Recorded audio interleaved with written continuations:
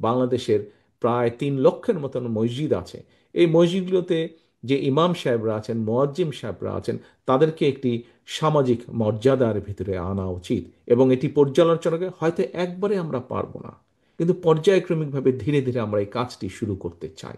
অর্থাৎ এইভাবে যদি আমরা দেখি, প্রত্যেকটি সমাজের প্রতিটি কম বেশি শ্রেণী পেশার মানুষের উপরে আমরা মানুষের সমস্যাগুলো কিভাবে সমাধান করতে সম্ভব সেগুলো আমরা চেষ্টা করছি বের করে আনতে, সেগুলোর সম্পর্কে আমরা পরিকল্পনা গ্রহণ করেছি।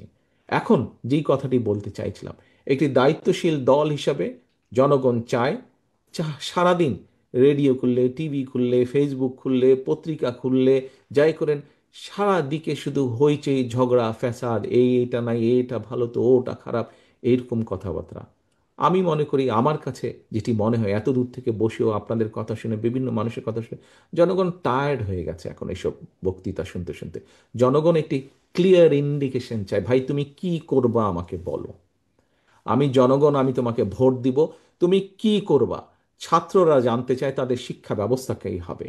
আজকে অনেক তরুণ তরুণী অনেকে আছে যাদের শিক্ষা জীবন প্রায় শেষ হয়ে এসছে অথবা শেষ হয়ে গিয়েছে। তারা জানতে চায় আগামী ভবিষ্যৎ তাদের কি হবে, তাদের কি কর্মসংস্থান, এক অনিশ্চয়তার মধ্যে আছে।